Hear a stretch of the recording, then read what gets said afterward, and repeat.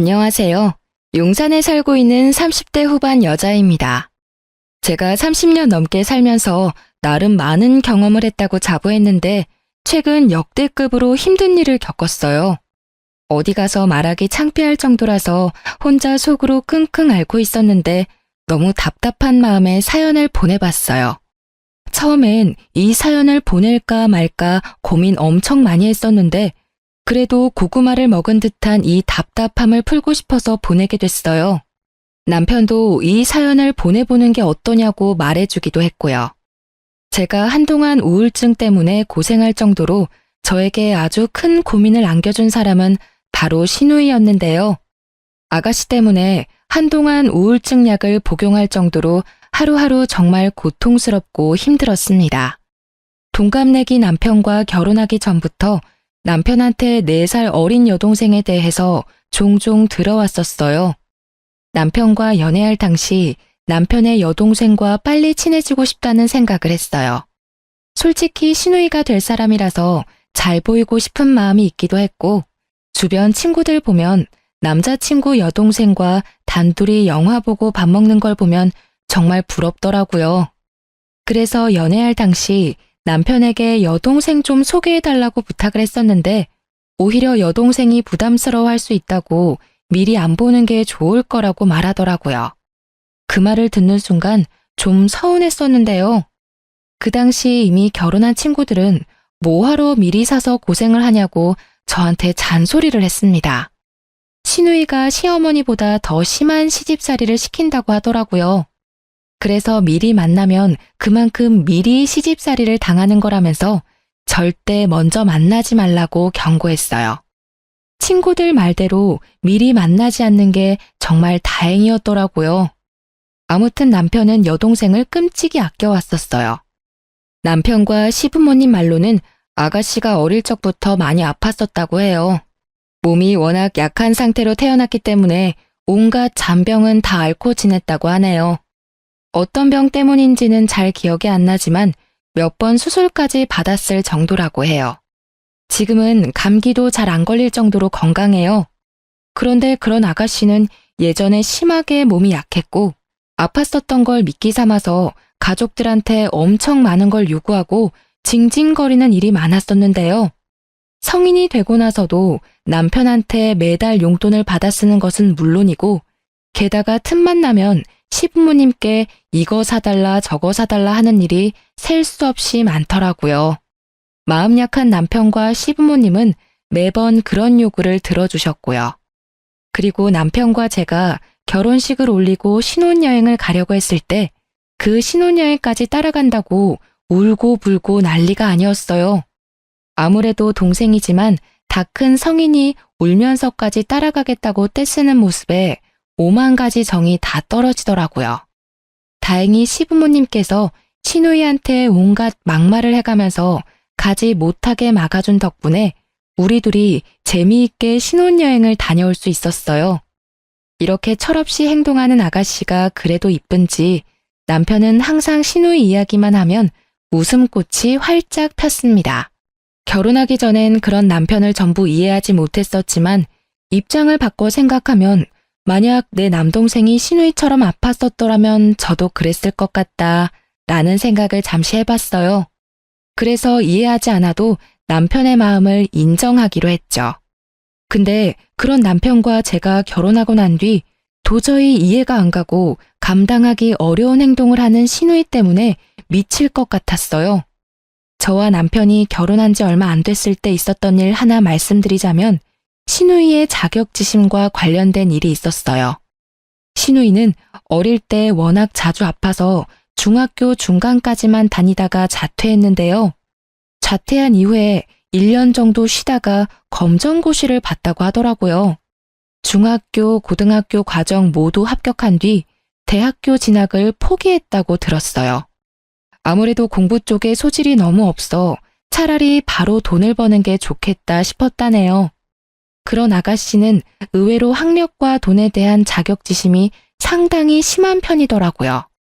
저에 대해서 하나부터 10까지 집요하게 물어보는 일이 많았는데요. 대학교부터 직업, 연봉, 직책 등등 굳이 말하고 싶지 않은 콤플렉스까지 알려고 하는 그런 아가씨가 부담스러울 때가 정말 많았어요. 언니는 어느 회사 다녀요? 전 검정고시에다가 대학교도 안 나왔는데 회사에서 무려 300만 원 정도 월급 줘요. 대박이죠? 일반 중소기업에 다니면서 이렇게 받기 힘든 거 아시죠? 아, 그러시구나. 아가씨 능력 엄청 좋으신가 봐요. 언니는 회사에서 얼마나 받아요? 대학은 어디 나왔어요? 나름 서울에서 유명한 대학교 졸업했고 지금은 회사에서 팀장 맡고 있는데 적게 받고 있지 않아요. 연봉이 얼마나 되는지 정확히 말씀드리기 어렵고요. 저보다 많이 받는다는 소리예요? 그렇죠. 아무래도 제가 팀장 직급 맡고 있으니 일반 사원에 비하면 연봉이 높은 편이죠. 아가씨보다 두세 배 이상은 벌고 있어요. 도대체 무슨 일을 하길래 그렇게 벌어요? 서울에 있는 대학교 나왔다고 해도 유처럼 들어보는 대학들도 많다던데. 전 이름만 들어도 누구나 알 법한 대학교와 대기업에 다니고 있는데요. 정확히 어느 대학교를 졸업했고 어느 기업에 다니고 있는지 자세히 말할 순 없지만 아가씨한테 대학교부터 다니는 회사, 연봉 등등 전부 말해주니 얼굴이 새빨갛게 변하더라고요. 이상한 게 제가 조금이라도 본인보다 잘난 게 있으면 그걸 그렇게 질투하더라고요. 그리고 저희 시댁은 하루 벌어서 하루 살아갈 정도로 여유가 있는 집안은 아니었어요. 예전에 아가씨가 아팠을 때 모아둔 돈을 전부 병원비로 다 쓰게 돼서 예전에 비해 여유가 없다고 하더라고요. 근데 그런 시댁과 다르게 저희 친정집은 여유가 있는 편이에요. 아버지가 운이 좋게 사업이 잘 되던 편이라 그 덕분에 전 부족하지 않게 살았었는데요. 아가씨는 처음에는 우리 친정집에 대해서 전혀 관심이 없었는데 우연히 제가 친정 부모님께 받은 명품 가방을 보고 저희 친정집에 대해 물어보기 시작했어요. 언니, 이 가방 어디서 났어요? 언니가 직접 산 가방이에요? 이거 구하기 정말 힘든 가방이라던데. 한정판 아니에요? 언니 능력 대박이다. 아, 이거 친정엄마가 사주신 거예요.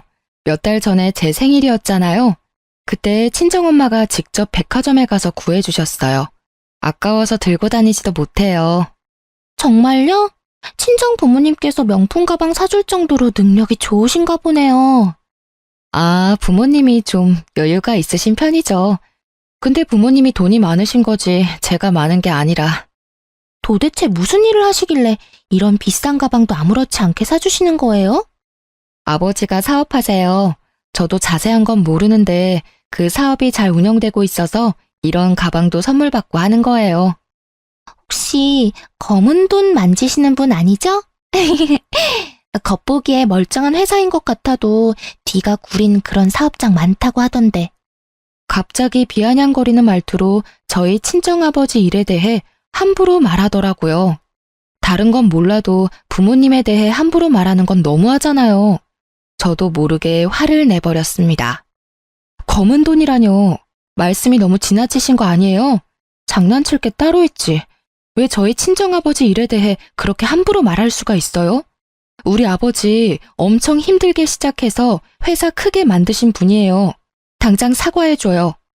언니, 그렇게까지 화낼 필요까진 없잖아요. 그냥 장난으로 말한 건데.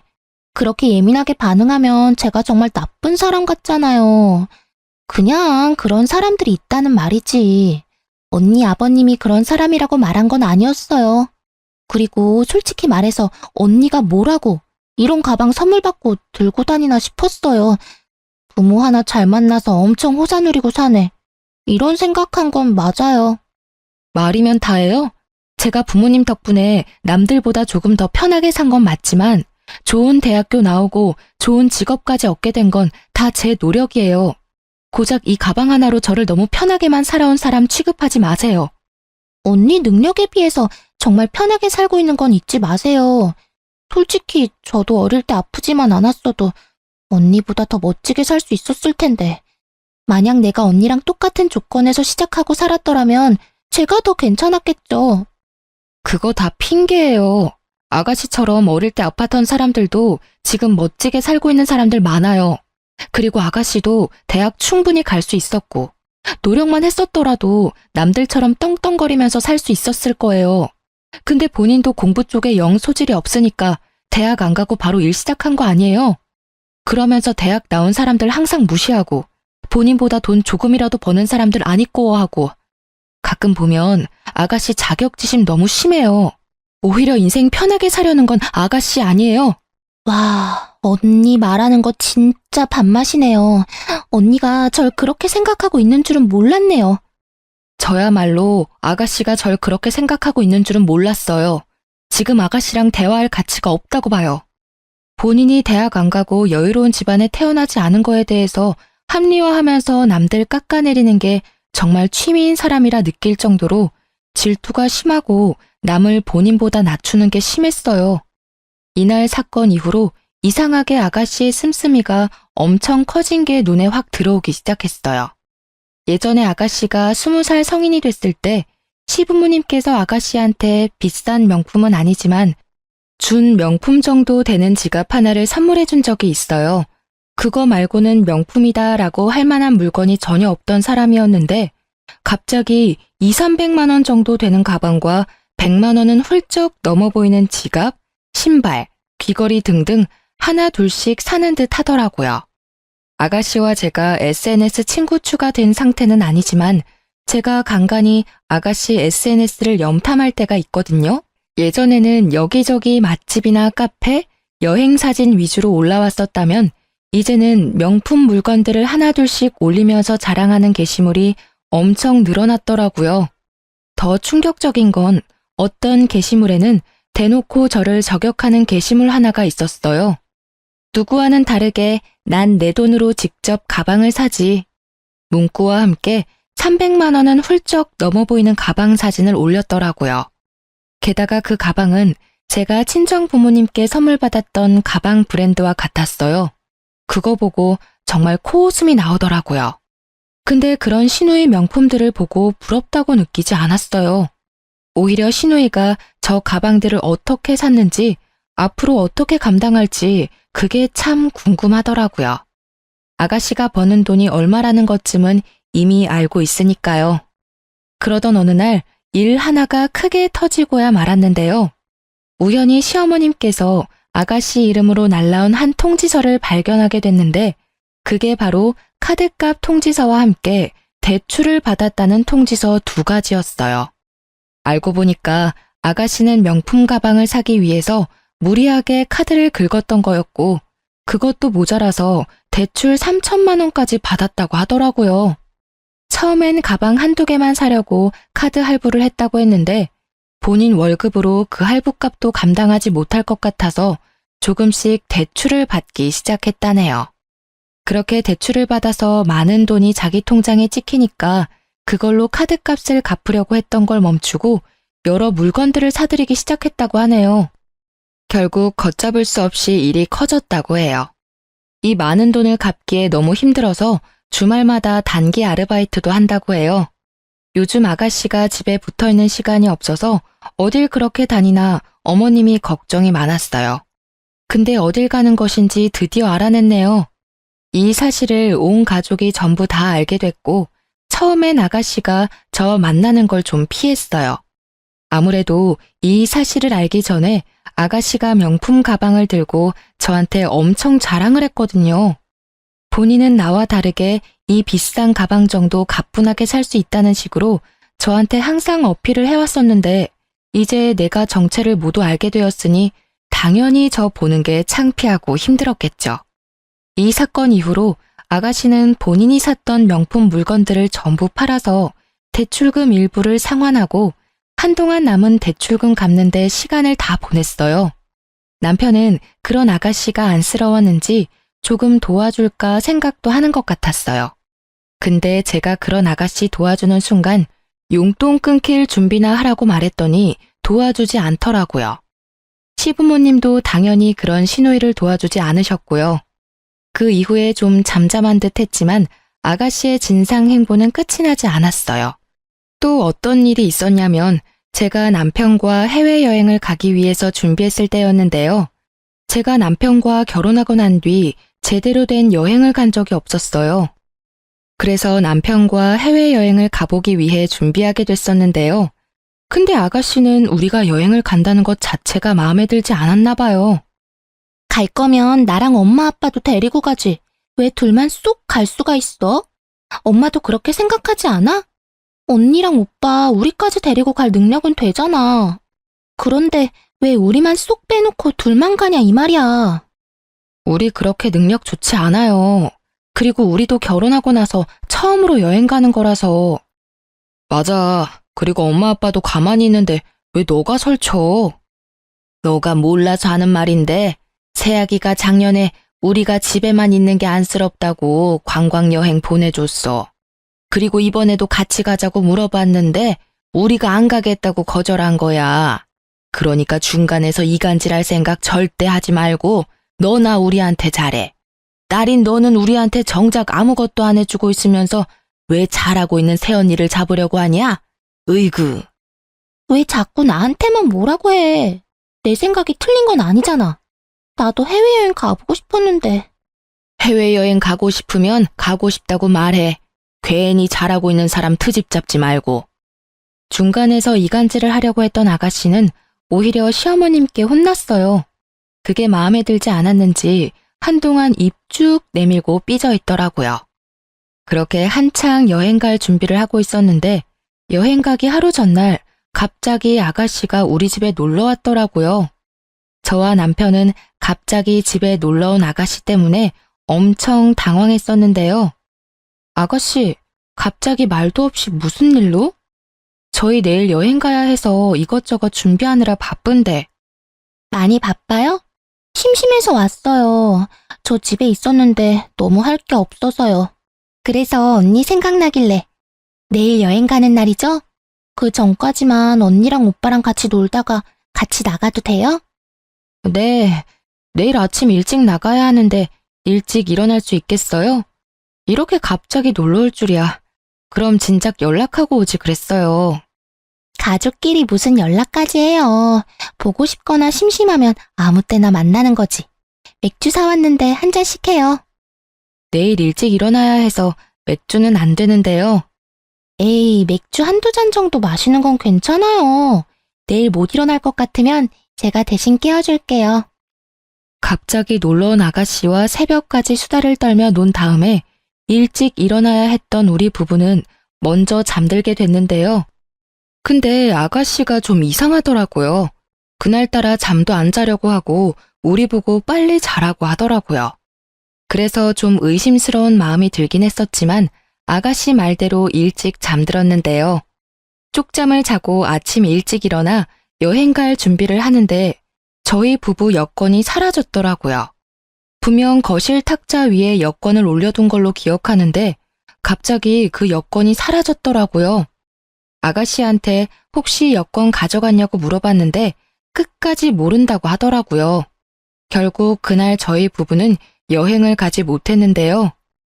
전 진짜 너무 속상하더라고요. 열심히 준비했던 해외여행인데 하루 전날 여권을 잃어버려 가지 못한다는 게 화가 났고 게다가 여행 비용을 전부 돌려받지 못하는 상황이니 생돈을 잃은 거나 마찬가지였어요. 그것 때문에 남편과 저는 한동안 기분이 좋지 못했었는데요. 그런데 며칠 뒤 시누이한테 저희 부부 여권이 있는 걸 발견하게 됐었는데요.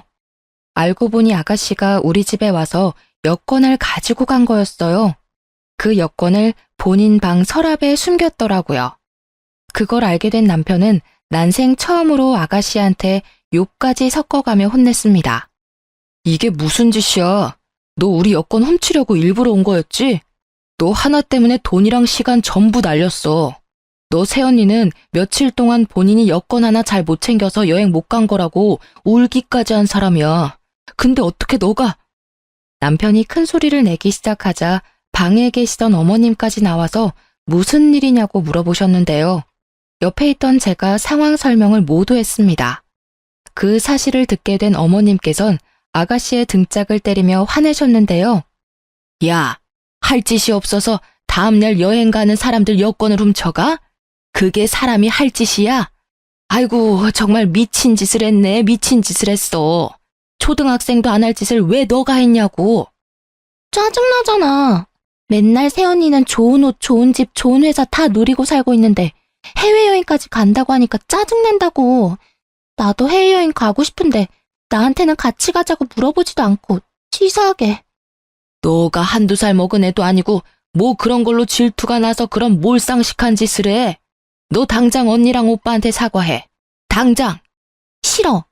내가 사과를 왜 해야 하는데? 고작 여권 하나 숨긴 걸로 이렇게 여럿이서 나한테 이래도 되는 거야? 여권 훔친 걸로만 문제 삼는 게 아니잖아. 너 하나 때문에 우리가 돈이랑 시간 전부 다 날렸어. 그건 어떻게 책임질 건데? 언니 돈 많잖아. 고작 이 여행 비용 때문에 나한테 이렇게 따진다고? 그냥 다녀왔다고 생각하고 그냥 넘기면 안 돼?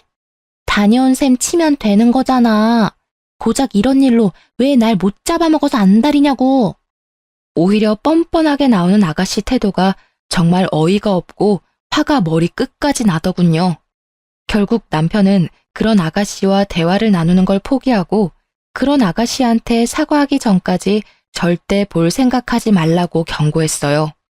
아가씨도 자존심이 있는지 거의 한 달 동안 연락 한 통하지 않았었는데요. 근데 본인도 본인이 잘못한 걸 충분히 알고 있기 때문에 어머님 성화에 못 이겨 우리한테 사과를 하더라고요. 아가씨 때문에 손해본 여행 경비 모두 아가씨가 전부 갚기로 했는데요. 처음에는 안 받을 생각도 잠시 했었는데 오히려 시어머님과 남편이 꼭 받으라고 하더라고요. 그래서 아가씨한테 돌려받은 돈으로 국내 여행이라도 다녀오기로 했죠. 조용하다 싶으면 이런 식으로 사고를 치는 아가씨 때문에 항상 마음이 조마조마하고 받아주기가 점점 힘들었어요. 사실 아가씨는 남편에 대한 애정이 남달라요. 남편도 그런 아가씨를 굉장히 아끼는 편이고요. 워낙 몸이 약했던 아가씨라서 가족들이 유독 애정을 많이 쏟은 편인데요. 아가씨는 가족들 안에서도 남편 말은 잘 듣는 편이고 애교도 많이 부리기도 하더라고요. 워낙 남편을 좋아하고 잘 따르는 편이라서 제가 남편과 결혼한다고 했었을 때 아가씨가 반대를 엄청 심하게 했어요.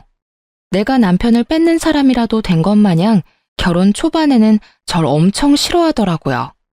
지금처럼 말을 섞지도 않았었고 거의 투명인간 취급을 할 정도였어요. 명절이나 어버이날 등등 가족들끼리 모이면 아예 방 밖으로 나오지 않았을 정도라니까요. 시간이 지나면서 자연스럽게 말도 섞고 그렇게 됐지만 여전히 저를 향한 질투가 없어지진 않았었어요. 그런 시누이가 언제 한 번은 절 죽일 뻔한 사건 하나가 있었는데요. 저와 남편은 아이를 그렇게 좋아하지 않아 아이를 가질 계획이 전혀 없는 딩크족이었어요. 시부모님도 그걸 알고 계셨고 아이 가지라고 강요할 생각 전혀 없다고 하셨고요. 근데 나이를 먹다 보니까 아이가 점점 이뻐지기 시작했고 친구들이 아이를 가진 모습을 보니 저도 낳고 싶다는 생각이 들었어요. 남편도 티를 안 냈을 뿐이지 속으로 아이를 갖고 싶어하는 눈치였고요. 그렇게 저와 남편은 오랜 기간 이야기를 나눈 끝에 아이를 갖기로 했어요. 결혼한 지 약 4년 정도 됐을 무렵에 아이를 갖게 됐었고 시부모님이 굉장히 좋아하셨어요. 사실 하루라도 빨리 손주 보고 싶었는데 우리가 워낙 아이 가질 생각이 없다고 단호하게 말해서 속상했다고 하더라고요.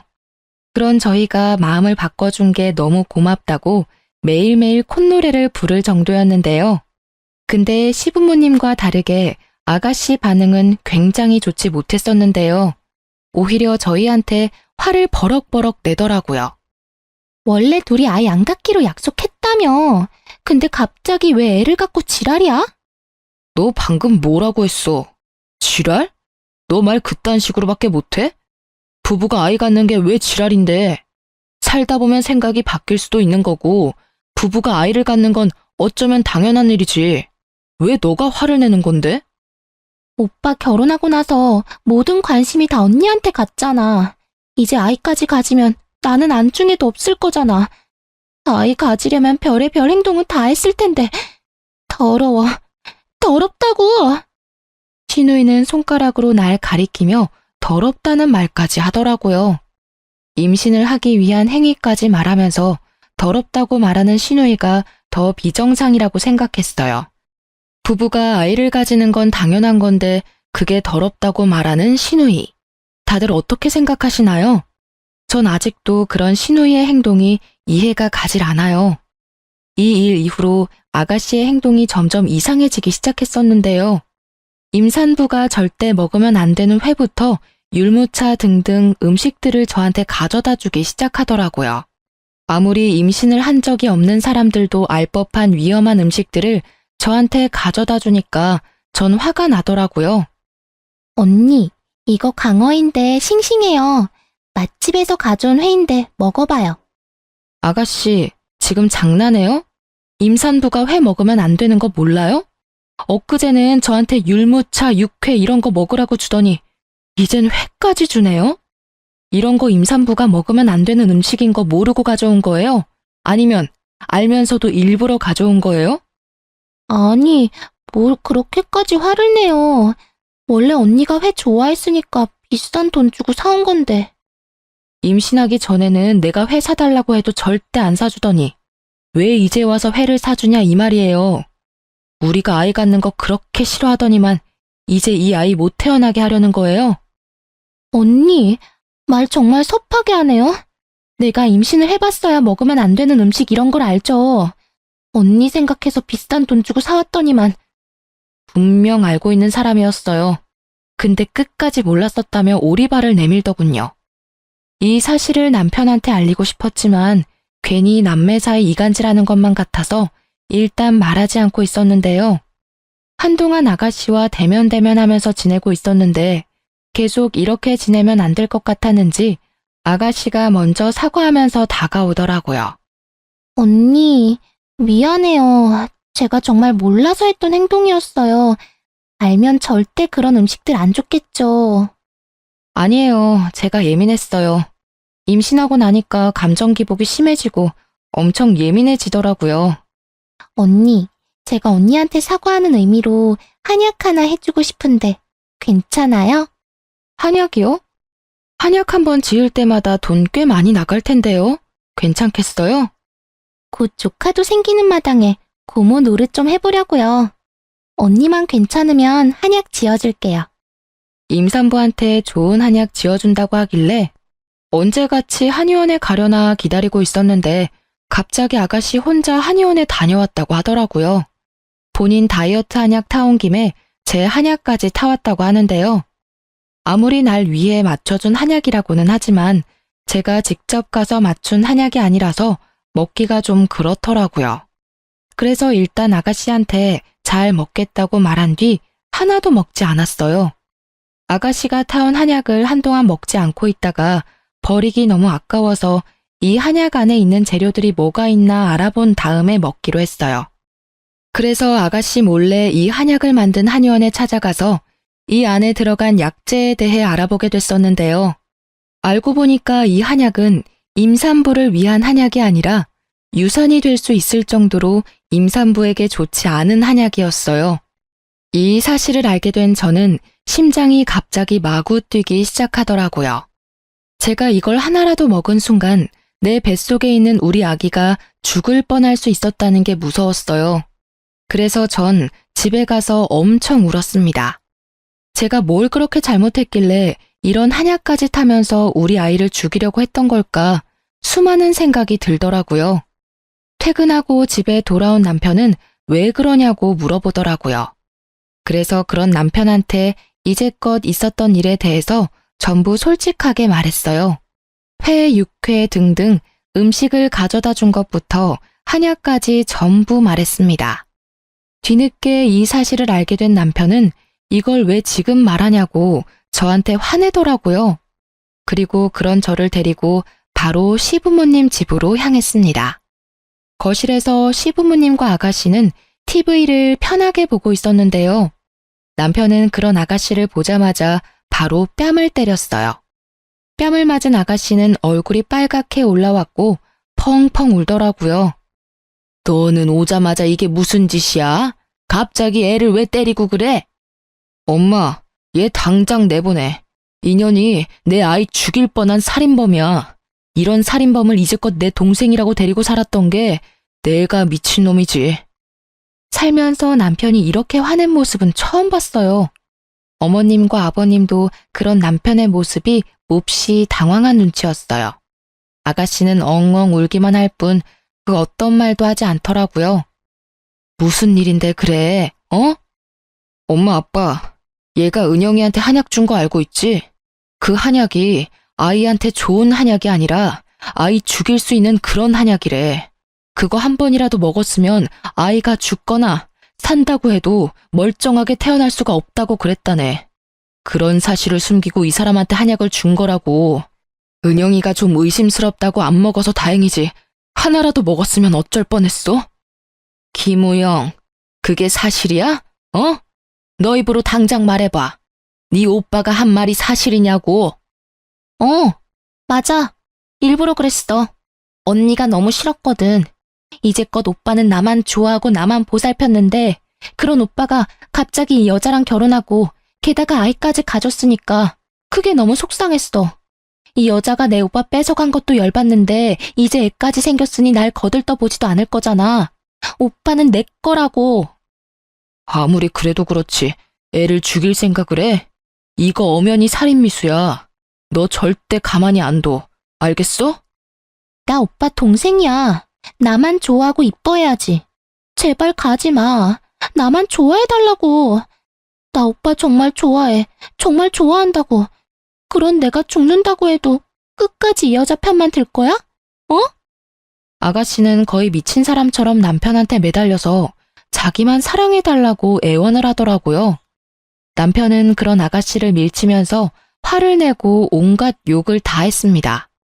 남편한테 매달리는 아가씨의 모습을 보니 정말 말이 나오지 않더라고요.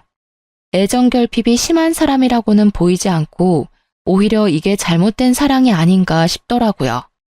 이게 남매 사이라고 도저히 보이지 않았어요.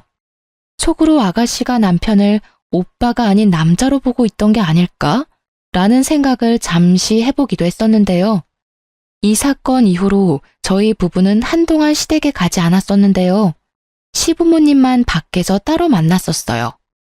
시부모님 집으로 가면 아가씨가 있기 때문에 일부러 피하기 위해 가지 않았었는데요.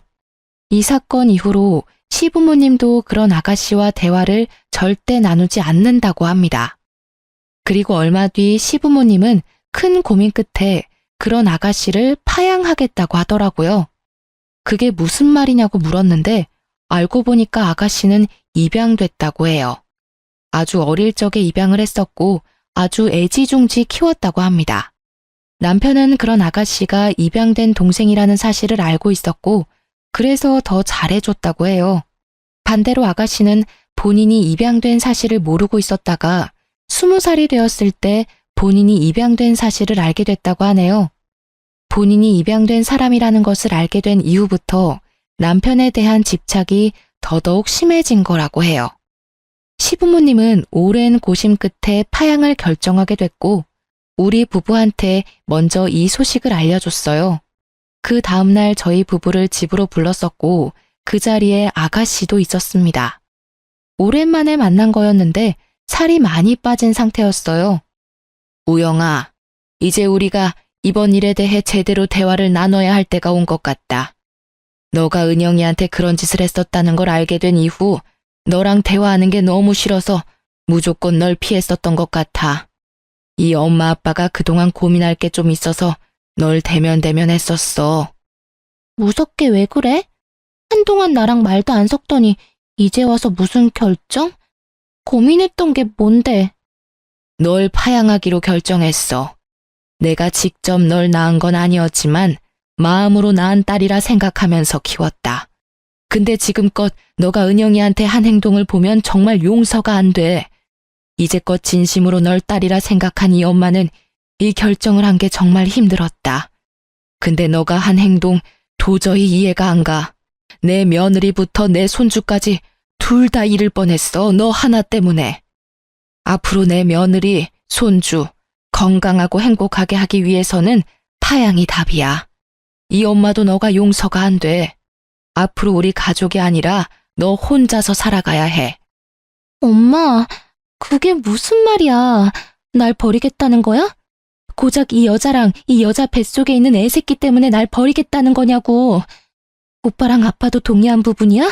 왜 내가 버려져야 하냐고. 이제까지 나랑 같이 산 세월이 얼마인데 고작 몇 년 같이 산 이 여자를 안 버리고 날 버리냐고. 나 절대 못 나가. 나 끝까지 엄마 아빠 딸 할 거고 오빠 동생 할 거야. 내보낼 거면 저 여자 내보내. 파양으로 끝난 걸 감사하게 생각해. 너가 우리 아이 죽일 뻔한 사실 경찰로 넘길 생각까지 했었어. 우리 집에 살인자가 있다고 고소하려고 했던 거, 그래도 이제까지 너랑 같이 산 세월을 생각해서 여기서 끝내는 거야. 앞으로 너 우리 아이 죽일 뻔한 거 항상 속죄하면서 살아. 이제까지 내가 널 여동생이라고 생각하면서 산 게 수치야, 수치. 앞으로 너 보고 싶지 않아. 그러니까 조용히 꺼져. 이게 다 너 때문에 그래. 너가 책임져. 너 하나만 없었으면 우리 가족 행복하게 살 수 있었어. 너가 책임지라고 나쁜 년아. 지금 당장 내 눈앞에 안 사라지면 내가 너 또 죽일 거야. 아가씨는 귀신이라도 들린 사람처럼 저한테 달려들더니 머리채를 잡더라고요. 남편과 시부모님은 놀란 나머지 그런 아가씨를 바닥으로 내동댕이 쳤습니다. 바닥에 넘어진 아가씨는 철없게 울더니 결국 기절을 하고 말았어요. 이날 이후 파양이 성립되었고 그렇게 신우이는 우리 가족 구성원에서 나가게 됐는데요. 시부모님은 그런 아가씨한테 땡전 한 푼도 주지 않고 내쫓았어요. 파양된 이후로 시부모님과 저한테 자주 연락하고 몇 번 찾아오기도 했어요. 집에 찾아오거나 전화가 오면 절대 받지 않았어요. 언제 한 번은 아가씨가 나올 때까지 저희 집 앞에 있는다고 하길래 딱 한 번 만나줬었는데요. 지금 이게 무슨 짓이에요? 제가 분명 아가씨 만나기 싫다고 했을 텐데. 언니, 제발 저 한 번만 용서해줘요. 저 요즘 너무 무서워요. 맨날 악몽 꾸고 자주 아프고 그래요. 언니가 오빠랑 엄마 아빠한테 잘 말해서 저 다시 가족으로 받아주면 안 되냐고 말해주면 안 돼요? 제가 왜요? 이건 다 아가씨가 만든 일이에요. 애초에 아가씨가 제 아이 죽이려고 하지 않았으면 이렇게 파양되는 일도 없었어요. 그러니까 혼자 다 감당하세요. 앞으로 이렇게 찾아오면 정말 경찰에 신고할 거예요? 언니, 정말 한 번만 도와줘요. 저 정말 무서워서 그래요. 정말 나쁜 의도는 없었어요. 그냥 오빠가 너무 좋았던 상태라 질투에 눈이 멀어서. 아무리 오빠가 좋다고 해도 사람을 죽이려고 하지는 않아요. 저 우리 아이 죽이려고 했던 당신 항상 저주하면서 살게요. 앞으로 이렇게 찾아오는 일 절대 없었으면 좋겠어요. 언니, 저 하루하루 속죄하면서 살고 있어요. 저 반성 엄청 많이 했어요. 저 가족들이 이렇게 소중한 존재인 줄 이제야 깨달았어요. 저 정말 죽고 싶을 때가 많아요. 언니가 저 용서해주면 우리 가족 모두 저 용서해 줄 거예요. 그러니까 언니, 저 용서 좀 해주세요. 염치 없고 뻔뻔한 건 아가씨가 최고네요.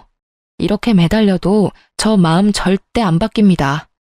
아직도 아가씨만 생각하면 심장이 엄청 뛰고 화가 나서 미칠 것 같아요. 앞으로 이런 식으로 찾아오거나 연락 계속할 거면 경찰서에서 만나자는 뜻으로 알고 있을게요. 그만 돌아가세요. 이날 이후로 전 아가씨와 만난 적이 없어요. 그렇게 돈 한 푼 없이 쫓겨난 아가씨는 이제까지 모아둔 돈도 따로 없었기 때문에 결국 고시원에 가서 생활한다고 해요. 밥 먹을 돈도 없어서 자주 굶는 모양이에요. 그리고 최근에 들은 소식 하나가 있는데요. 아가씨가 회사에서 심하게 따돌림을 당한다고 하더라고요. 어머님 아는 친구분의 딸도 아가씨와 같은 회사에서 근무한 적이 있어서 그 사람을 통해서 들은 얘기라고 하는데요. 아가씨가 어릴 적부터 오냐오냐 큰 편이기 때문에 이기적인 성향을 가지고 있거든요. 한마디로 싸가지 없는 성격을 가졌는데요. 질투가 심하고 모든 관심이 본인에게 왔으면 하는 게 심한 편이라서 그런 모난 성격 때문에 결국 왕따를 당했다고 해요. 왕따를 당한 지 꽤 된 모양이더라고요. 예전에 가족들과 같이 살았었을 때도 회사 사람들이 은근히 따돌렸다고는 들었는데 저희와 헤어진 이후부터 제대로 왕따를 당했다고 들었어요. 회사 사람들이 본인 일까지 아가씨한테 시키고 정작 일을 다 하면 본인들이 다 한 것처럼 말한다고 해요. 매일 9시부터 10시까지 혼자 회사에 남아서 야근하는 게 일상이었다네요. 아가씨가 다닌 회사는 원래 야근이 없을 정도로 일이 바쁘지 않다고 하더라고요. 그래서 야근 수당도 받지 못했다네요. 게다가 회식 장소를 잘못 알려준다거나 회사에서 보너스가 나오면 그것까지 탐을 내는 회사 사람들까지 있었다고 들었어요. 그리고 화장실에서 볼일을 보고 있는데 양동이에 물을 담아서 아가씨가 있는 화장실 칸에 뿌리기까지 한 적이 있다고 하더라고요. 어린애들이나 할 법한 행동들을 어른들이 그대로 하고 있더라고요. 아가씨가 이직 준비를 하고 있던 무렵에 회사에서 그만두라는 통보를 했다고 해요. 아무래도 이러한 일 때문에 회사 일에도 지장이 가게 됐었고 회사에서 먼저 퇴사하라고 말했다고 하네요. 그렇게 몇 년 다닌 회사를 그만두게 됐었고 게다가 퇴직금도 받지 못했다고 들었어요. 회사에서 못된 마음 먹고 안 주는 모양이던데요. 퇴직금도 받지 못한 상태라서 아가씨는 결국 월세 낼 돈도 없어서 고시원에서도 나갔다고 합니다. 동네 친구나 학교 친구도 없어서 잠시 머물 곳도 없었다네요.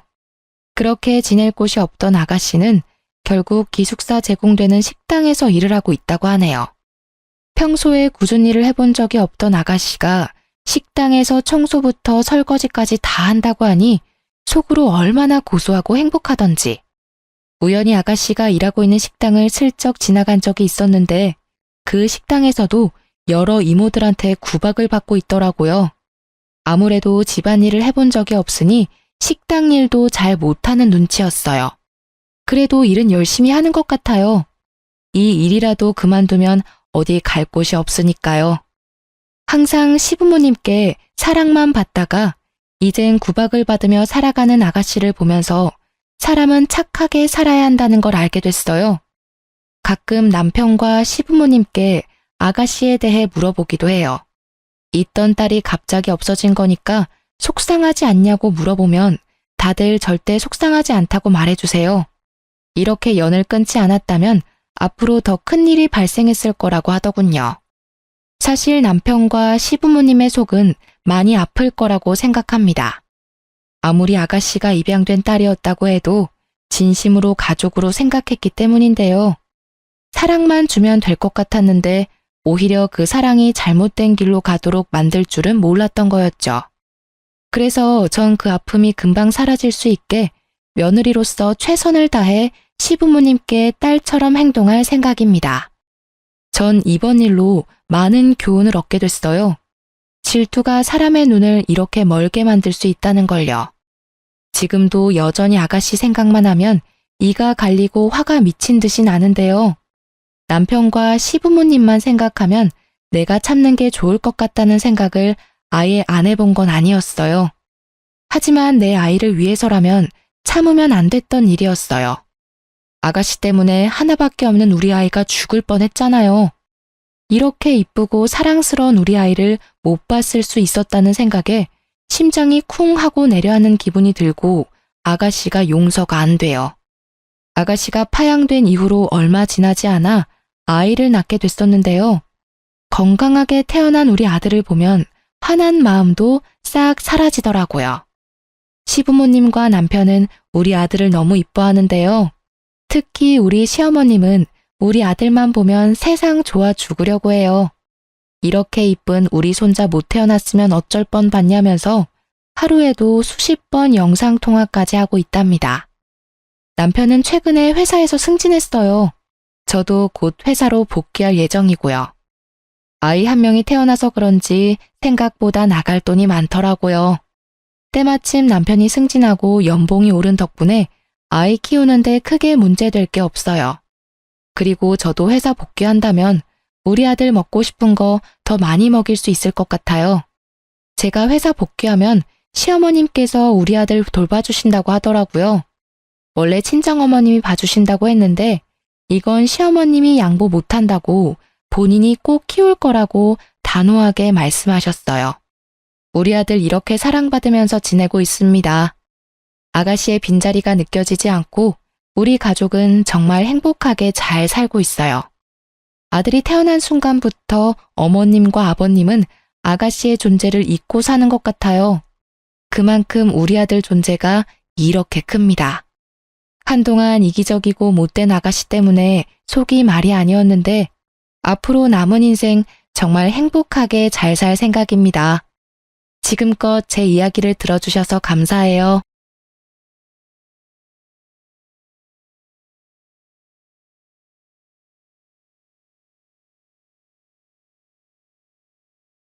안녕하세요. 저는 다음 달 출산을 앞둔 30대 후반의 임산부입니다. 이 시기 임산부 대부분은 남편과 함께 아기용품을 준비하고 태어날 아기의 얼굴을 상상하며 행복한 시간을 보내겠지만 저는 남편과 이혼하고 친정엄마와 함께 출산 준비를 하고 있어요. 제 이야기를 적기 위해 지난 임신 기간을 떠올려 보니 다사다난이라는 단어가 떠오릅니다. 제 인생을 통틀어서 이렇게까지 화를 낸 적이 있었나 싶을 정도로 화를 많이 냈고 잘 풀리지 않은 현실에 답답해하며 스트레스를 많이 받았던 것 같아요. 출산을 앞두고 마음으로만 간직하고 있기에는 너무 속상하고 힘들어서 오늘 여기에 저의 한풀이를 한번 해볼까 합니다. 아는 동생의 푸념이라 생각하시고 끝까지 잘 들어봐 주세요. 우리 규민이가 대기업에 다니는 거 아시죠? 제가 혼자 이렇게까지 아들을 키우기 정말 힘들었어요. 그래서 저는 같은 대기업에 다니는 여자와 결혼을 시키려고 했는데 사람 인생은 우리네 마음대로 안 되네요. 그렇죠?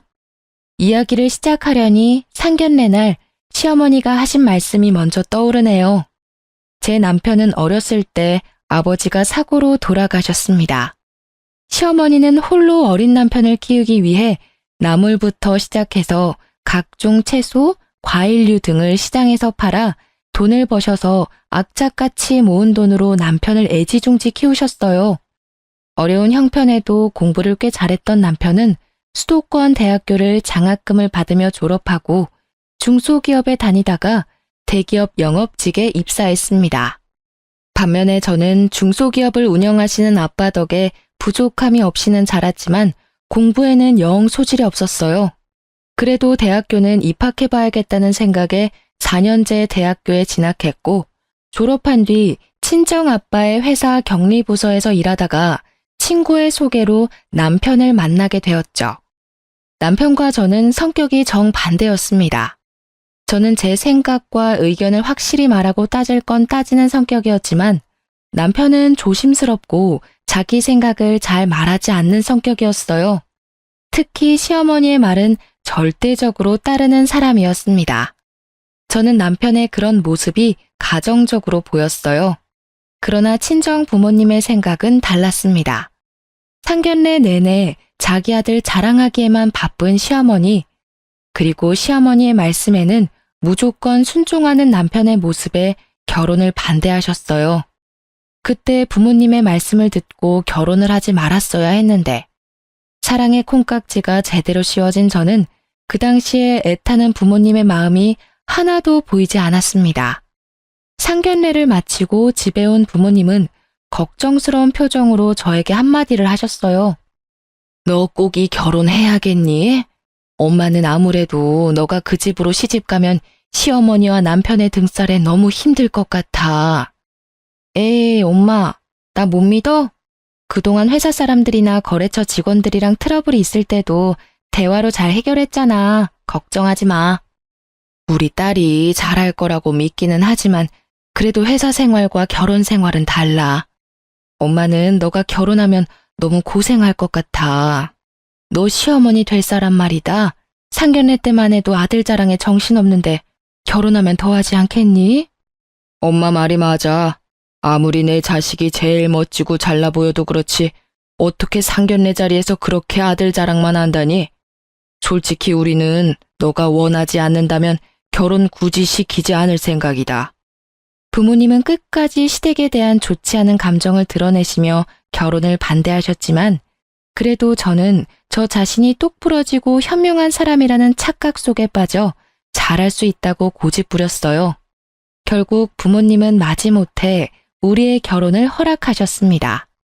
이렇게 우여곡절 끝에 결혼식을 마치고 2주가 지난 주말이었어요.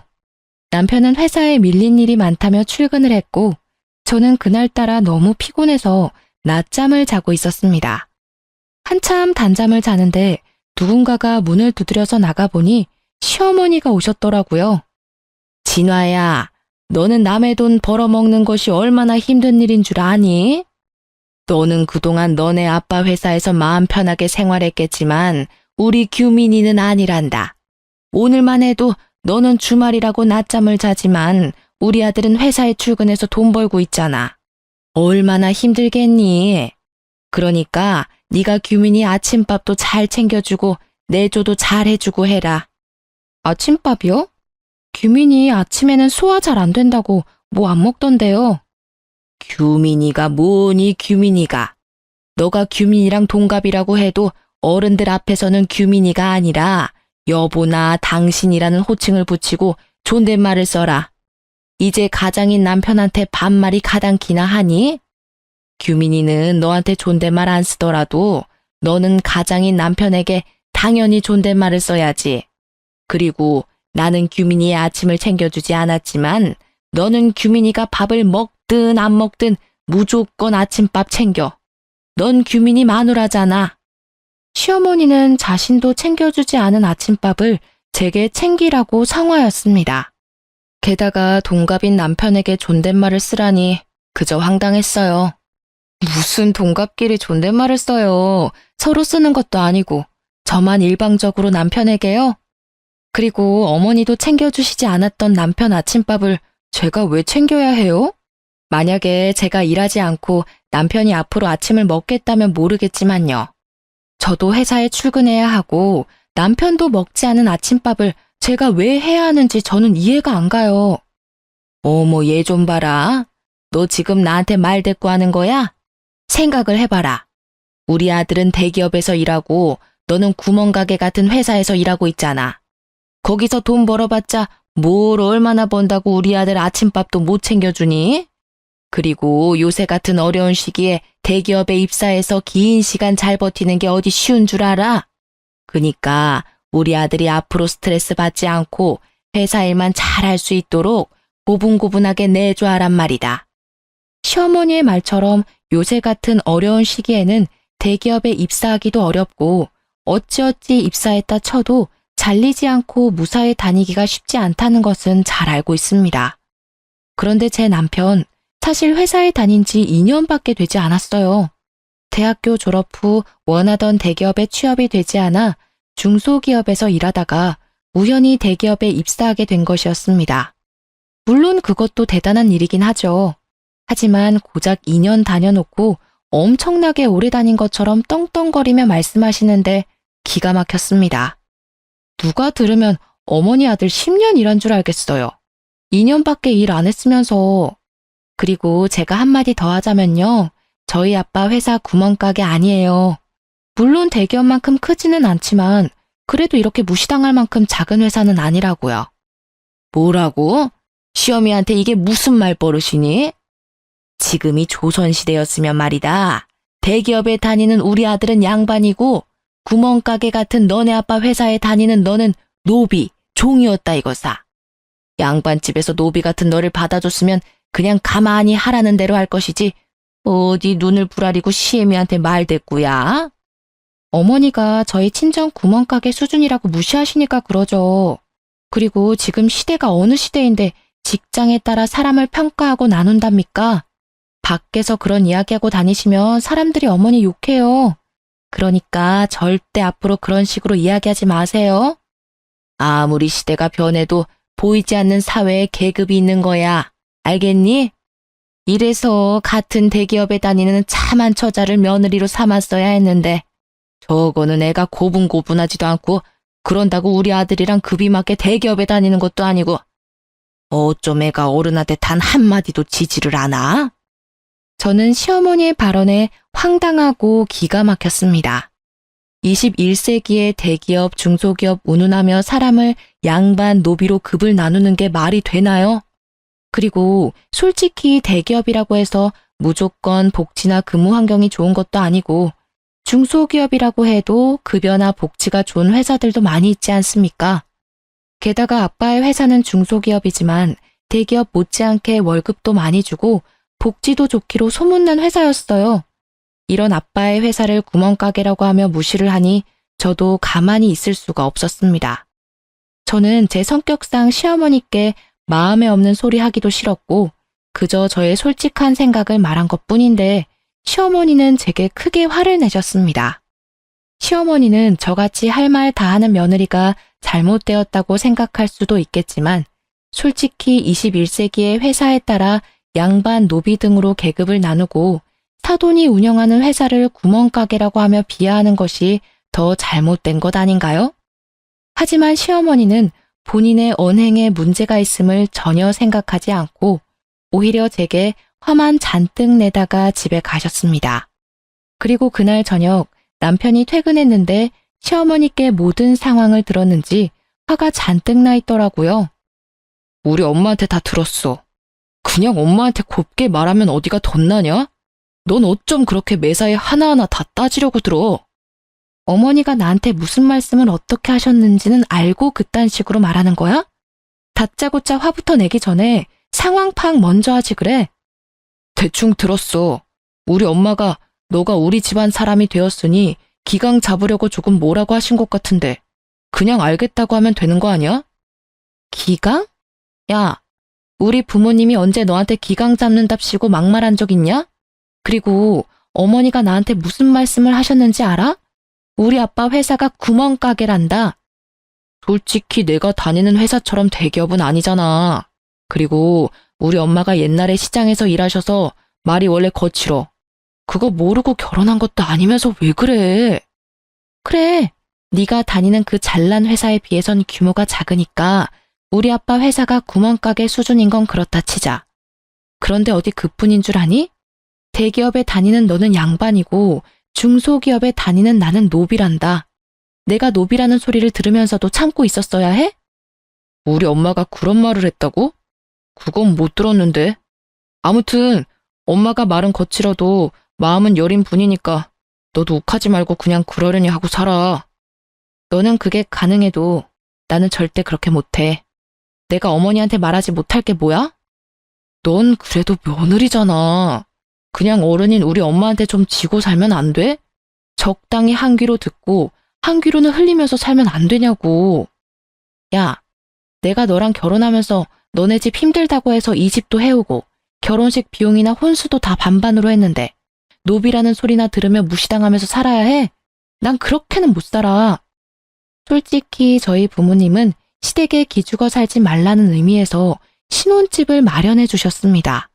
그것도 남편 회사가 서울에 있으니 남편 회사 근처로 마련해 주셨죠. 반면에 시댁은 남편이 대기업에 다녀도 경제적으로 넉넉하지 않다는 이유로 아무것도 해주시지 않았어요. 그러면서 도리만 강요하는 시어머니한테 화를 내는 저를 남편은 이해하지 못했습니다. 우리는 합의점 따위는 없는 평행선 같은 싸움을 했고 그 뒤로 남들은 깨를 볶는다는 신혼임에도 불구하고 남남처럼 아무 말도 하지 않고 지냈어요. 그렇게 일주일이 지났습니다. 한동안 냉전 상태였던 남편이 제게 할 말이 있는지 쭈뼛쭈뼛 다가오더라고요. 다음 주 주말에 약속 잡지 마. 사실 엄마가 이모들이랑 개모임에서 1년에 한 번씩 펜션 잡아서 1박 2일로 놀러가. 이번에는 우리 쪽에서 준비해야 하는 차례라서 다음 주로 펜션 예약해놨어. 너도 같이 가야 해. 그럼 다음 주에 시이모님들 모시고 1박 2일 여행을 가야 한다고? 그런 걸 너 혼자 일방적으로 정하면 어떡해?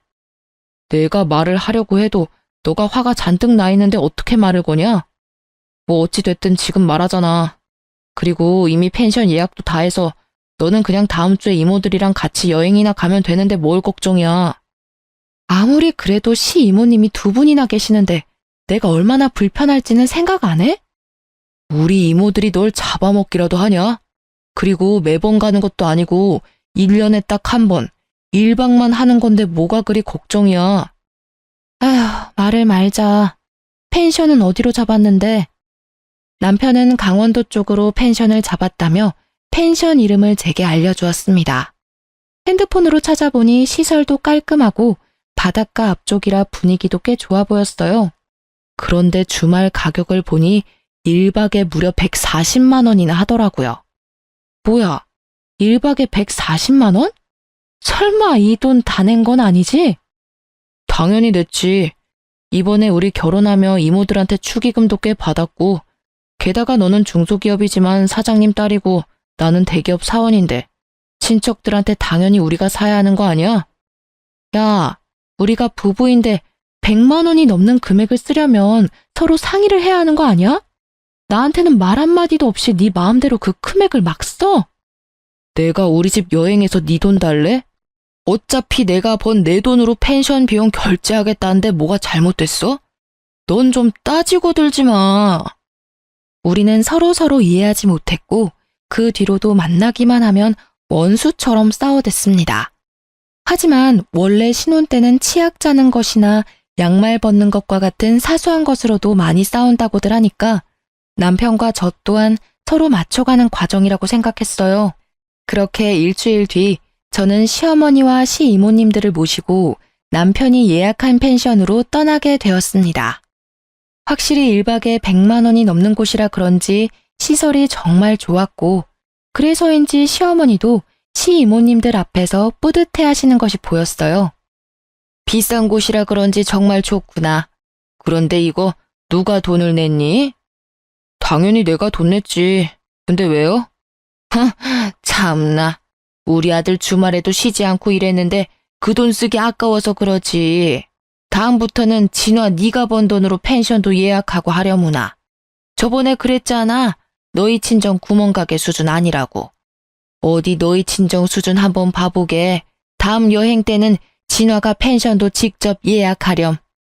그래, 우리 동생도 이제 좀 여유롭게 살아야지. 솔직히 우리 동생 그동안 혼자 규민이 키우면서 힘들었으니 이제 노년에는 며느리 효도 받으면서 살아야지 않겠어? 진화 너가 이제 시어머니 잘 모시고 여행도 좋은 곳에 여기저기 다니고 해. 맞아, 진화야. 우리 엄마 고생 많이 하셨으니까 이제 우리 엄마한테 효도하면서 살아.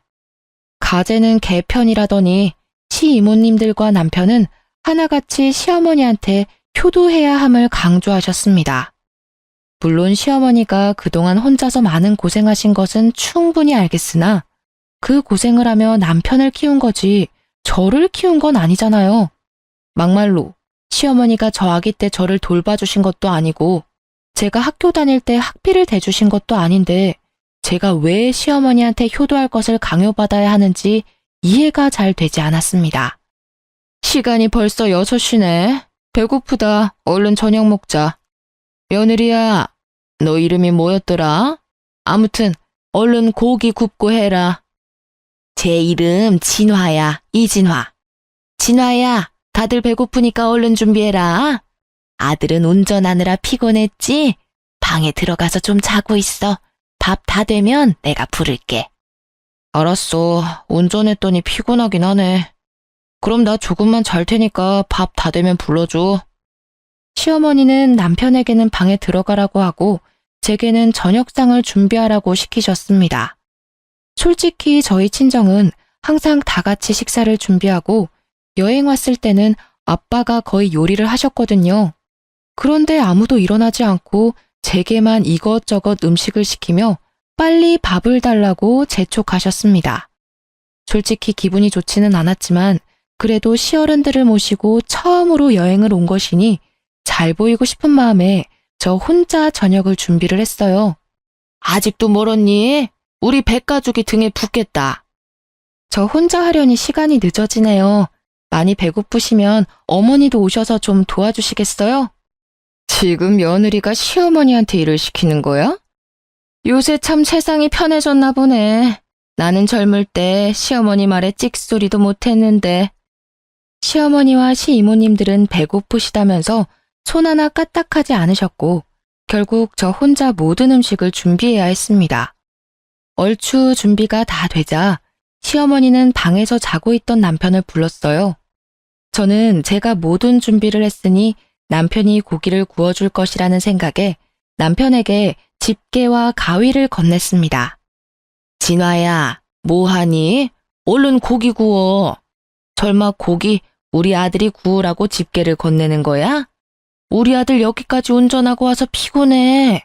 그러니 너가 하렴. 시어머니는 당연하다는 듯 저에게 고기 굽기를 시키셨고 분위기상 어쩔 수 없이 제가 불판 앞에 서게 되었습니다. 고기를 굽는데 제게 그 누구 하나 쌈을 싸주거나 고기 한 점 먹어보라고 말하지 않더라고요. 남편이라는 작자 역시 자기 입으로 고기 넣고 술 먹기 바빠 저는 보이지 않는 듯 했습니다. 애미야, 고기가 다 떨어져 가는데 고기 아직 멀었니? 얘가 왜 이리 손이 느리니? 그리고 상추도 다 떨어졌으니 좀 씻어오너라. 쌈장도 없다. 쌈장도 덮어와. 오는 길에 소주도 부탁해. 그 자리에 있는 모두는 저를 여기서 일하는 직원 정도로 생각하는 것 같았고 순간 저는 여기서 이런 사람들을 위해 왜 고기를 굽고 있어야 하는지 모르겠더라고요. 너무 화가 난 저는 집게를 내려놓고 그들에게로 다가갔습니다. 저는 직원이나 도우미로 온 것이 아니에요. 왜 저만 고기를 굽고 잔심부름을 해야 하죠? 제가 일한다고 일당을 받는 것도 아닌데요. 장규민, 너 고기 먹을 만큼 먹었으니까 이제 네가 직접 해. 우리 아들 평일에도 힘들게 일하는데 너는 여행 와서도 꼭 우리 아들을 잡아야 속이 후련하니? 이 집 며느리 성격이 장난 아니네. 그럼 여기서 고기를 네가 구워야지 누가 구워? 평일에는 일하고 오늘은 운전하느라 힘든 우리 조카가 굽니? 아니면 나이든 우리가 굽니? 일할 사람이 너 말고 또 누가 있어? 원래 이런 데서는 당연히 며느리가 해야 하는 거야. 죄송한데 저는 온 가족이 다 함께 식사 준비하는 집안에서 자라서 이모님 말씀대로 하지는 못하겠네요. 그리고 자꾸 남편은 평일에 일하느라 바쁘다고 하시는데 저도 평일에 일하느라 바쁘고 피곤해요. 그래봤자 너네 부모님이 운영하는 코딱지만한 회사인데 거기서 일해봤자 무슨 일을 얼마나 한다고. 야, 원래 며느리는 시댁에서 일하는 사람이야. 잘 알지도 못하면서. 빨리 네 자리 가서 고기나 구워. 분위기 깨지 말고. 저는 이런 대우 받으며 이 자리에 더는 못 있겠네요. 그리고 제가 여기 있어서 분위기가 깨지는 것 같으니 저는 집으로 가겠습니다. 저 빼고 가족끼리 좋은 시간 보내세요. 참, 밤이라서 버스가 없으니 제가 자동차 끌고 갈게요. 내일 새벽부터 버스 다닐 테니까 알아서 버스 타고 오세요. 저는 방에 들어가 제 짐과 차 키를 챙겨 펜션을 나왔습니다. 남편과 시어머니는 저를 붙잡으려 했지만 화가 잔뜩 난 저는 도무지 그 자리에서 1분 1초도 같이 있을 수 없었어요.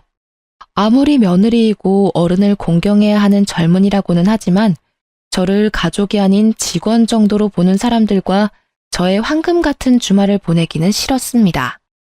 집으로 가는 길에 남편과 시어머니가 돌아가며 전화를 수십 통을 했지만 저는 받지 않았어요. 그렇게 2시간 정도 달려 빈 신혼집에 도착한 저는 혼자 맥주 한 캔을 먹고 잠이 들었습니다.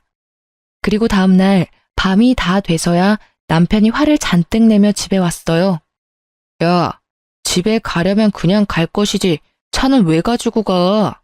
너가 차 가지고 가는 바람에 이모님들이랑 엄마 짐 들고 오느라 얼마나 힘들었는지 알아? 그건 그렇고 우리만 고기 먹은 게 그렇게 속상했어? 고기 좀 적게 먹은 게 여행 다 때려치우고 올 만큼 화를 낼 일이냐고. 너가 방에 가서 잘 동안 나는 계속 일했어. 가자마자 짐도 제대로 못 풀고 상추 씻고 고기 굽고 있었다고. 고깃집 직원처럼. 고깃집 직원은 차라리 일당이라도 받지. 나는 뭐야? 고기 너만 구운 게 그렇게 억울하고 속상했냐? 그래, 그럼 일당 줄게. 옛다, 여기 수고비 10,000원. 됐지? 남편은 제 앞에 10,000원짜리 지폐 한 장을 던지고는 큰 방으로 들어가 버렸고 그날 밤 남편은 나오지 않았습니다. 혼자 거실에 앉아 있는데 제 생각은 눈꼽만큼도 없는 남편과 같이 살아야 할지 말아야 할지 고민이 되더라고요. 솔직히 이혼녀가 되기는 싫은데 또 이렇게 살기는 더더욱 싫었던 저는 밤새 고민 끝에 어렵게 이혼을 결심했습니다. 그날 저녁 저는 퇴근하고 온 남편에게 이혼 서류를 내밀고 친정으로 향했어요. 부모님께 그동안 있었던 일들을 다 이야기하니 그런 막대먹은 시댁과는 아기 생기기 전에 빨리 정리하는 게 낫다고 하시며 저를 위로해 주셨습니다. 그런데 문제가 생겼어요. 유달리 몸이 피곤하고 이상해서 혹시나 하는 마음에 임신 테스트기를 해보니 아기가 생겨버린 거예요. 병원에서 확인해보니 6주 차였고 아기의 심장 소리를 들으니 뭔가 마음이 뭉클해지고 눈물이 핑 돌더라고요. 사실 그때까지도 저는 남편과 시댁에 화가 많이 나서 이혼하고 싶은 생각뿐이었습니다. 그런데 아기가 생기니 편부모 밑에서 클 아기가 걱정되어 감히 이혼을 선택하지 못하겠더라고요. 난 이 아기를 아빠, 엄마가 다 있는 온전한 가정에서 잘 키우고 싶어. 그런데 시어머니가 나를 가족이 아닌 마음껏 부려먹어도 되는 사람 정도로 생각하시고 우리 친정을 무시하는 것이 정말 기분이 나빠. 솔직히 입장 바꿔 생각하면 너라도 그러지 않겠어? 뭐, 기분이 좋지는 않겠지. 그래서 말인데, 나 임신할 기간만이라도 스트레스 받지 않게 너가 중간 역할 좀 잘 해줄래? 시어머니가 나한테 친정 무시하는 발언하지 못하도록 너가 좀 도와줘야겠어. 우리한테 온 이야기 지켜야 하잖아. 내가 무슨 수로 어떻게 돕길 바라는데? 임신 기간만이라도 시댁과 연락 끊고 살자. 너는 전화하든 말든 상관없지만 명절, 제사 등의 집안 행사 때 나는 가지 않을 거야. 앞으로 어머니한테 오는 전화도 받지 않을 거고. 그렇게 할 수 있게 너가 좀 도와줘. 저는 효자 남편이 저의 부탁을 들어주지 않으면 어쩌나 걱정했지만 그래도 아기를 위해서라고 하니 순순히 제 뜻을 따라 주었습니다. 앞으로는 시어머니와 제 사이에서 중간 역할 잘하겠다고 굳게 약속까지 했어요. 그런 남편을 저는 믿었고 한동안은 나름 행복했습니다. 그렇게 임신 5개월 정도가 되었어요. 그날 남편은 친구들을 만나러 나갔고 저는 주말이라 부모님과 함께 집에서 쉬고 있었습니다. 밥을 먹고 거실에 앉아 과일을 먹는데 그다지 반갑지 않은 전화가 왔어요. 바로 시어머니였습니다. 저는 전화를 받지 않으려고 했지만 계속 전화를 하시는 통에 어쩔 수 없이 받았어요. 야, 너는 아무리 임신을 했어도 그렇지 어떻게 시어머니한테 전화 한 통 없냐? 너 지금 나랑 연락 안 한 지 무려 6개월 넘었어. 정말 영 끊고 살 거야? 규민이한테 다 들었다. 너가 임신 기간에 나랑 연락 끊고 싶다고 했다길래 화가 많이 났어. 어디서 며느리가 시어미한테 연을 끊자는 이야기를 해? 하지만 그래도 너가 유산할 수도 있는 임신 초기니까 그냥 참았어. 그런데 이제 어느 정도 안전 게 아니니? 그럼 알아서 죄송합니다 하고 연락을 해야지.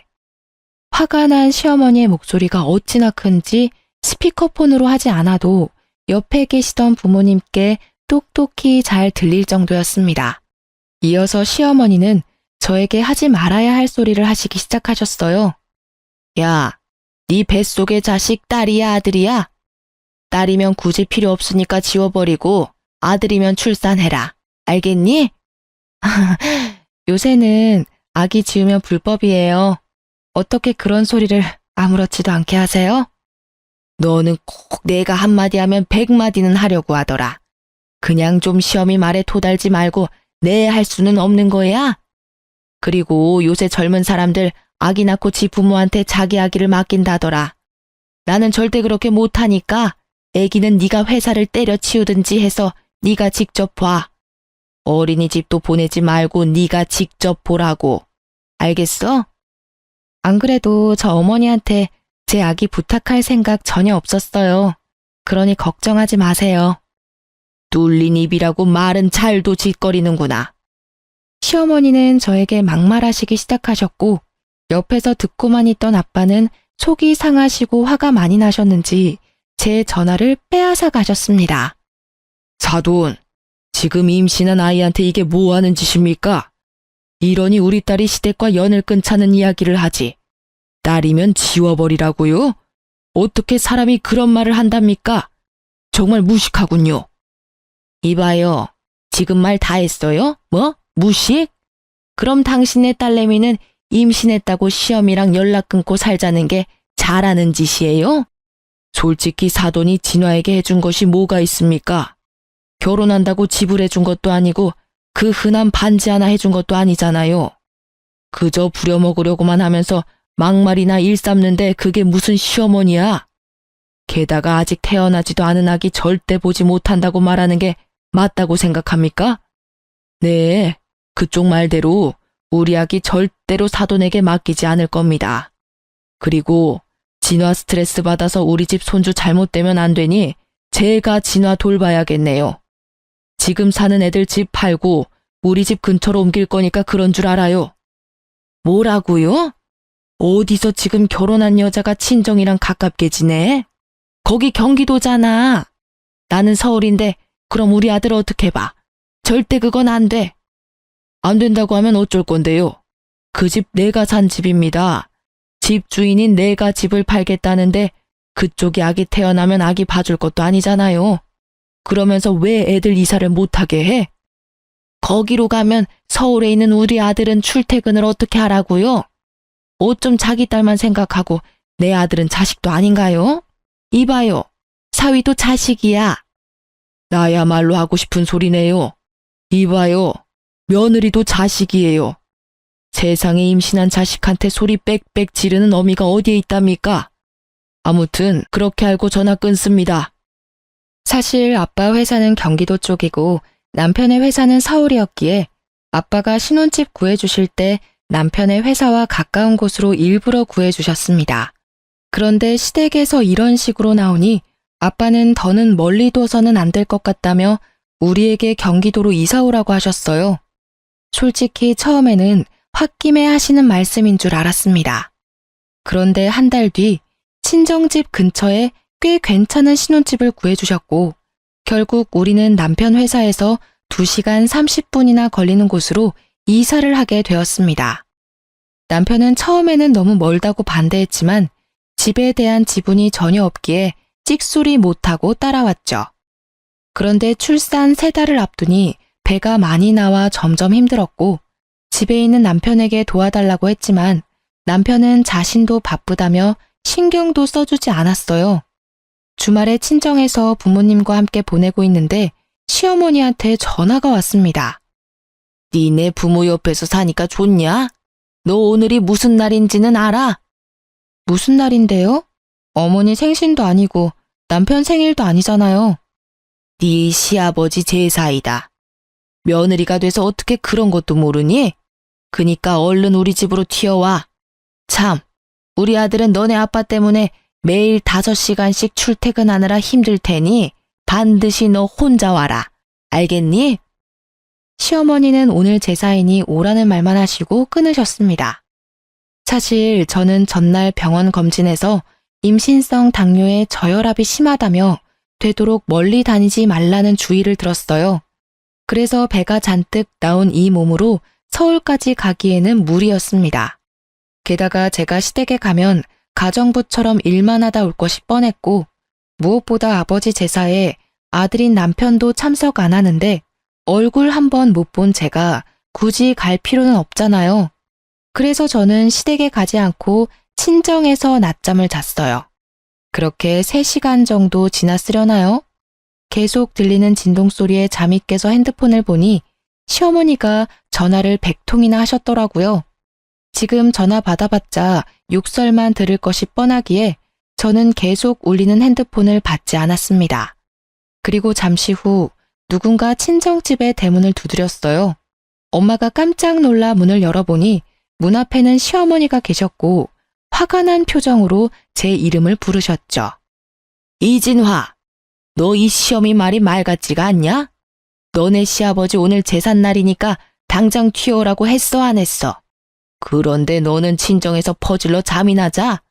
내가 그렇게 웃음니?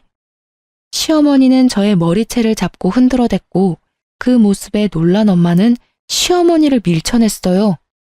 타돈, 아무리 그래도 어떻게 임신한 아이 머리를 잡는답니까? 그리고 우리 진아, 지금 몸이 안 좋아요. 서울까지 갈 몸 상태가 아니라고요. 그건 내 알 바 아니고 며느리면 당연히 시댁 제사에 하늘이 두 쪽이 나도 참석해야 할 거 아니야? 이렇게 며느리 도리 못할 거면 이혼해.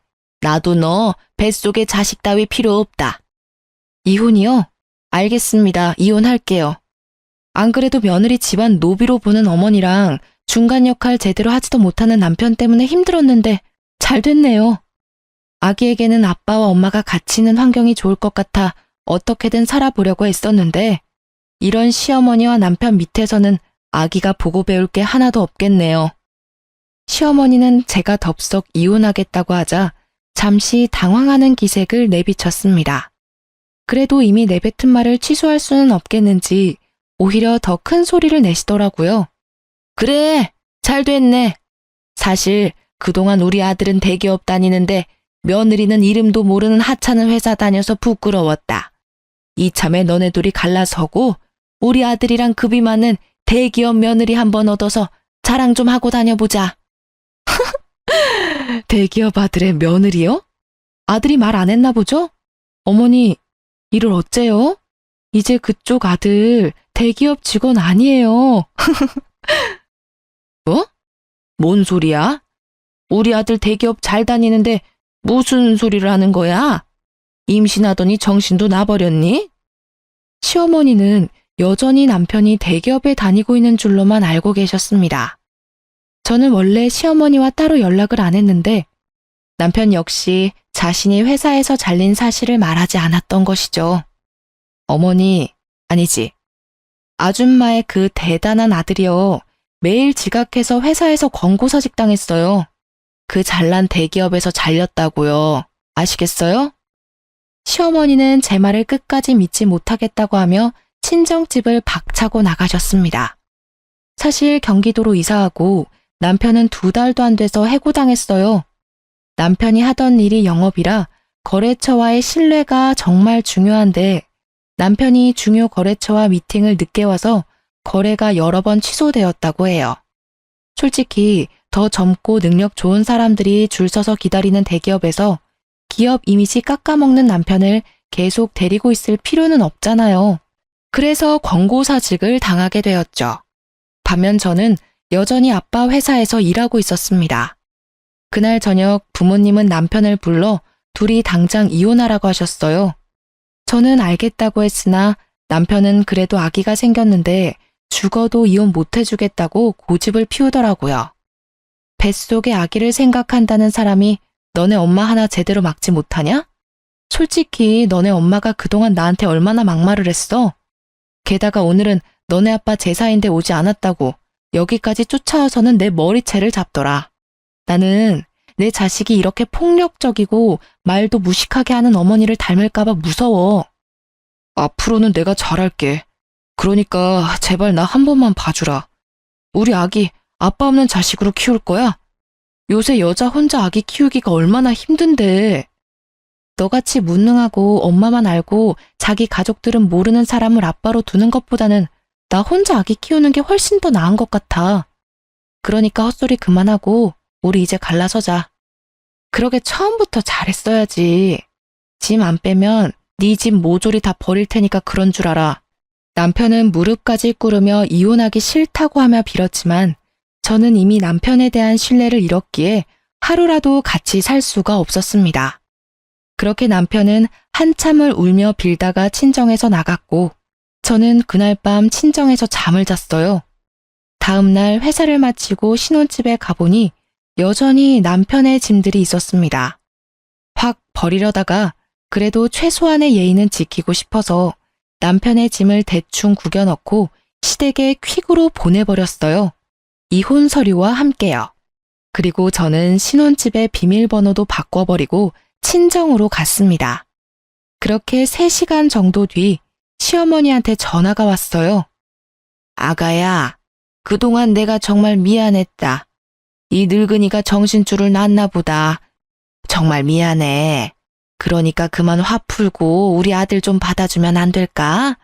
내가 손주도 잘 돌봐주고 이제는 너에게 막말도 하지 않을게. 정말 너를 내 딸로 여기며 평생을 받들며 살게. 그러니까 한 번만 화 좀 풀어주련. 이미 신뢰도 잃고 같이 살 이유도 없는데 제가 왜 그래야 하죠? 저는 아줌마와 아줌마 아들과 더는 대화할 이유도 가치도 없습니다. 말 길어져 봤자 피차 좋지 않을 테니 전화 끊을게요. 시어머니는 저를 어떻게든 붙잡고 싶었는지 말을 더 하려 했지만 저는 그냥 끊어버렸습니다. 그 뒤로 저는 경기도에 신혼집을 팔아버렸고 이렇게 저와 남편은 이혼하게 되었어요. 내심 여기에 있는 사연들처럼 남편이 이혼 못하겠다고 버텨서 소송까지 가면 어쩌나 했거든요. 그런데 다행히 남편이 깔끔하게 협의 이혼을 하더라고요. 대충 알아보니까 이혼 소송을 하는데 드는 돈이 한두 푼이 아니라면서요. 아마 남편은 백수의 집도 없고 위자료를 내줘야 할 판국이 되니 울며 겨자 먹기로 어쩔 수 없이 합의해 준 것 같았습니다. 그리고 지난주 남편이 친정집으로 저를 찾아왔습니다. 아주 꾀죄죄한 모습으로요. 무슨 일이냐고 물으니 남편이 대뜸 제 손을 잡는 거예요. 진화야, 나 좀 살려줘. 사실 우리 엄마가 화장실에서 얼마 전에 쓰러지셨어. 그래서 지금 사경을 헤매고 있는데 병원비가 한 푼도 없어. 제발 불쌍한 사람 돕는다 생각하고 병원비 좀 주면 안 될까? 어? 그럼 내가 정말 평생 널 은인으로 생각하고 살게. 어머, 어머니께서 그리 되셨어? 어쩌면 좋아. 너 회사도 잘리고 많이 힘들었겠다. 잠깐만. 저는 집 안으로 들어와 제 지갑을 꺼냈어요. 그리고 지갑 안에 있던 10,000원을 꺼내 들었습니다. 이를 어쩌나? 지갑에 10,000원밖에 없네? 옛다 병원비. 이거 갖고 가서 잘 치료해드려. 야, 장난해? 우리 엄마가 사경을 헤맨다는데 이러고 싶어? 솔직히 나는 이 상황에서도 자업자득이라는 단어밖에 생각이 안 나네. 너네 엄마 그동안 얼마나 나를 괴롭게 하고 막말을 일삼았니? 나를 가족은커녕 그저 부려먹을 생각뿐이셨는데 내가 왜 너네 엄마의 병원비를 보태줘? 난 그렇게 마음이 넓은 사람이 아니라서 그렇게는 못하겠다. 10,000원으로 병원비 쓰면 되겠네. 저는 10,000원을 던지고 문을 쾅 닫아버렸습니다. 이렇게 저는 출산을 앞에 두고 남편과 이혼하게 되었어요. 사실 제 아기에게 화목한 가정, 좋은 아빠를 만들어주지 못해 미안합니다. 되도록 가정을 지키며 살려고 했는데 워낙 제 성격이 세서 참지 못하고 갈라서고 말았네요. 제 사연을 듣는 청취자분들 중에는 저보다 더 현명하게 이 상황을 대처하실 분도 계시겠지만 저로서는 이게 가장 나은 방법이었습니다. 어찌되었든 저는 이미 남편과 갈라섰고 이혼한 것에 대해 후회하지는 않아요. 그리고 앞으로는 과거에 얽매이지 않고 더 강해질 것입니다. 곧 저는 엄마가 되니까요. 엄마가 되는 것이 걱정되고 많이 떨려요. 그래도 제 사연을 듣고 계시는 인생 선배님들에게 응원의 말 한마디씩 들으면 힘이 날 것 같습니다. 우리 아기 무사히 잘 태어나서 행복한 꽃길을 걸을 수 있도록 좋은 말 부탁드려요. 지금까지 제 이야기 들어주셔서 감사합니다.